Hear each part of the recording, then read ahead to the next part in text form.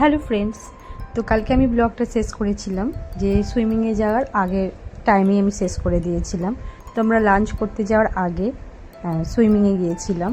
আর সব থেকে বেশি এক্সাইটেড ছিল নিশান, কারণ আমার বা ওর বাবার যদিও মত ও না নিত পারমিশন, তাহলে ও যদি সব সময় ওর ইচ্ছা যে ও সুইমিং পুলেই থাকুক, সেটা সকাল হোক বিকাল হোক আর সন্ধেই হোক না কেন, ও ওইখানেই ও থাকতো, ও উঠতো না জল থেকে।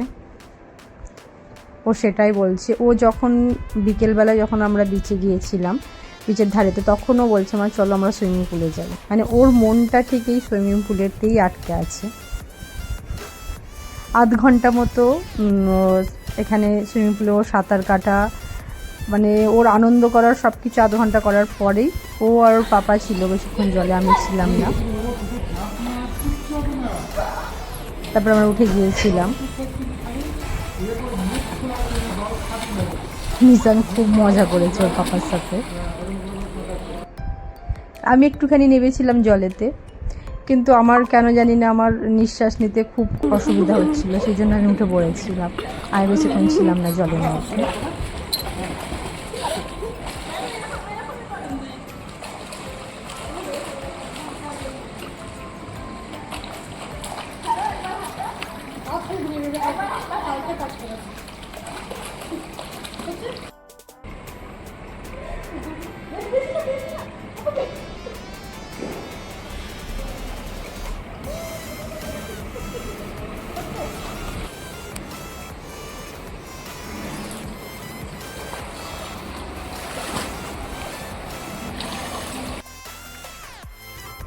তো আমরা কিছুক্ষণ পর সুইমিং পুল থেকে রুমে চলে এসেছিলাম। আর যে প্রবলেমটা হচ্ছিল সেটা হচ্ছে টিভিটা চালু হচ্ছিল না, তো সেই জন্য রুম সার্ভিসে ও কল করছিল।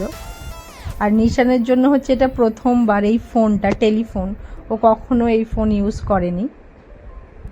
তো ওই জন্য ও ডায়াল করার আগে বারবার ব্ল্যাক রঙের যে বাটনটা আছে সেটা খালি ও দাবিয়ে দিচ্ছিল, যে ফোন কেটেছে। নাম্বার দাবানোর পরে সেটাও দাবাচ্ছে, তো কল কানেক্ট হবেই না, মানে অটোমেটিক ওটা কাট হয়ে যাচ্ছে কলটা। তাই সেটাই ওর পাপা ওকে বোঝাচ্ছিল। হ্যাঁ 126 नंबर रूम पे। यस 126 रूम नंबर पे 127 मतलब 127 रूम नंबर पे टीवी नहीं चल रहा है। 127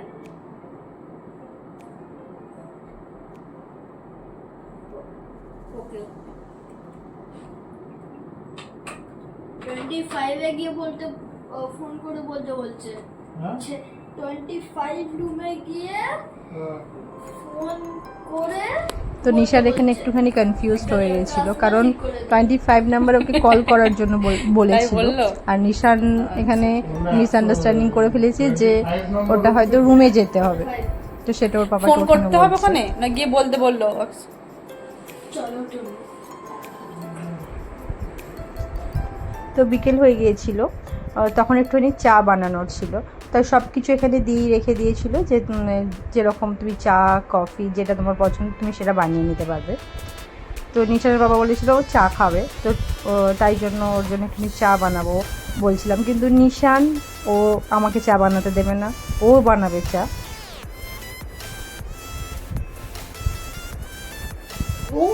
কারণ নতুন জিনিস সব বাচ্চারা দেখলে কি হয় যে না আমি করব, আমি এটা করব, ওটা করব, সেটাই ও করার ওখানে চেষ্টা করছিল। কিন্তু ওর সব প্যাকেট খুলতে খুলতে গরম জলটাই ঠান্ডা হয়ে যাবে, তো সেই জন্য আমি একটুখানি হাত লাগাই। শেষমেশ চা এরকম দেখতে হয়েছিল, খেতে কিন্তু মোটেই ভালো হয়নি।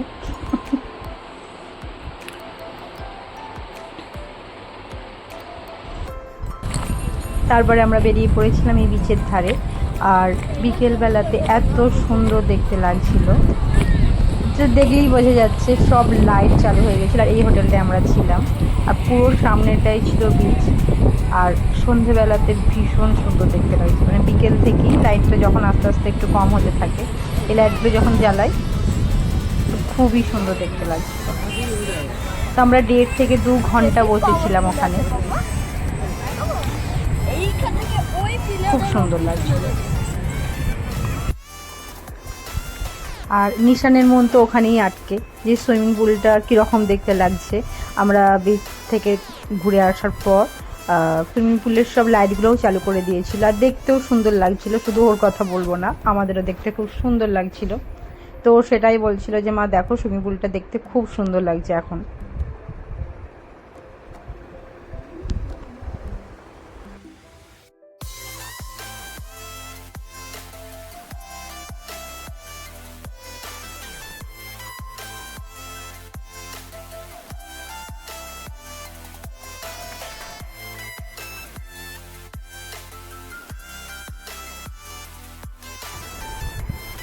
তো তারপরে আমরা রাতে ডিনারের জন্য নিচে চলে গিয়েছিলাম।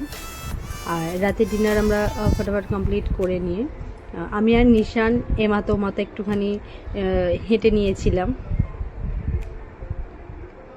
কারণ নিচেটা আসলে না ভীষণ সুন্দর হাওয়া, আর ওপরে যেতে ইচ্ছা করে না। তো আমরা অনেকক্ষণ নিচেই ছিলাম, খাওয়ার পরে নিচে খানিকক্ষণ হাঁটাহাঁটি করার পরে তারপরে আমরা রুমে গিয়েছিলাম।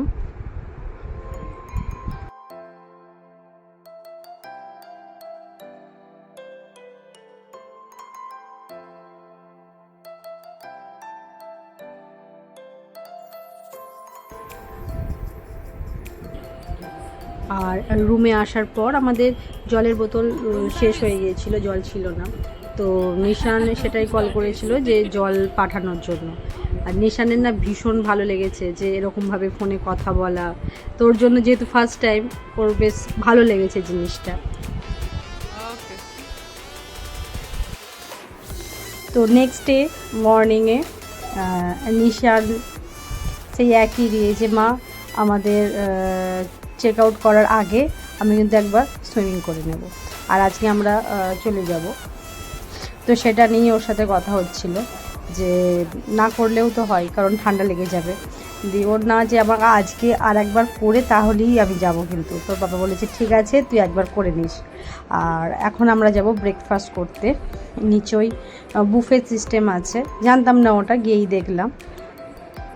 আর যেহেতু সকালবেলা আমাদের এতটা আমরা সকালবেলাতেই পেট ভরে খাওয়া দরকার, কিন্তু আমাদের এমনই একটা খারাপ অভ্যাস যে সকালবেলা কিন্তু আমরা কিছু ভারী খাবার খেতে পারি না।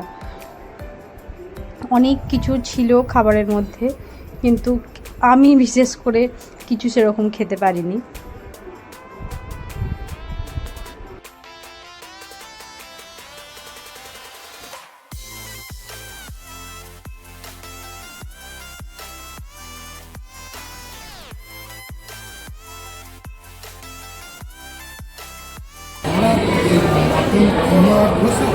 Yes, আমাদের মটন কিমা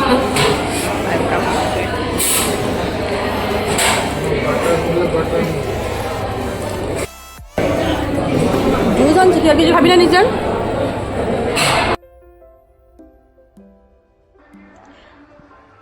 কালকে যখন দেখেছিলাম না জলটা, মানে যে সমুদ্রের জলের যে ঢেউগুলো পুরো একদম সামনে পর্যন্ত চলে আসছিল, অবশ্য তখন 12টা কি 1টা, তো সেই জন্যই একদম সামনে চলে এসেছিলো। আর বিকেলবেলায় জলটাকে আর মানে সমুদ্রের জল আর দেখাই যাচ্ছে না, এতটা দূরে চলে গিয়েছিলো।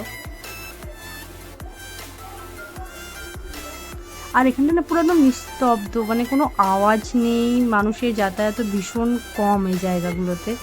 আর বিকেলবেলা হলে সব মানুষজন আসবে, আর এটা একদম সকালবেলার সময়।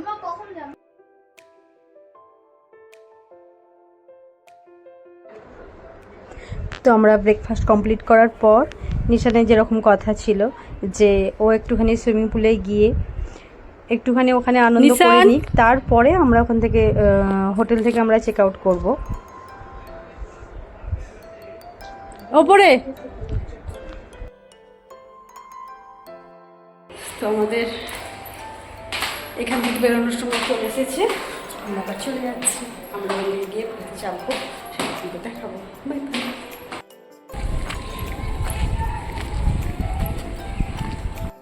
আর আমাদের হাতে অনেকটা সময় ছিল, তো সেই জন্য আমরা ওখানে যে মার্কেটটা ছিল সেখানটাও আর একবার আমরা ঘুরে নিয়েছিলাম। আমরা বিকেলবেলাও গিয়েছিলাম কালকে, আর আসার দিনকেও আমরা একবার ঘুরে নিয়েছিলাম, কারণ আমাদের ট্রেনের টাইম অনেকটা দেরি ছিল, তো সেই জন্য আমরা একবার পুরো মার্কেটটা রাউন্ড হয়ে নিয়েছিলাম।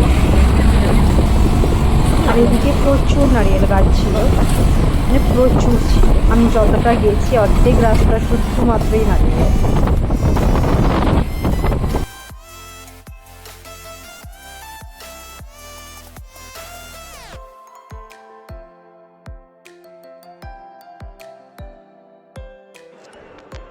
তো আমরা হোটেল থেকে আসার পর আধ ঘন্টা স্টেশন ওখান থেকে। তো আমরা এখানে আসার পর এখনও 1 ঘন্টা আমাদের ওয়েট করতে হয়েছিল স্টেশনে। তো বসে বসে অনেকটাই বিরক্ত লাগছিল, কিন্তু কিছু করার নেই, সকালের দিকে ট্রেন ছিল না যাওয়ার।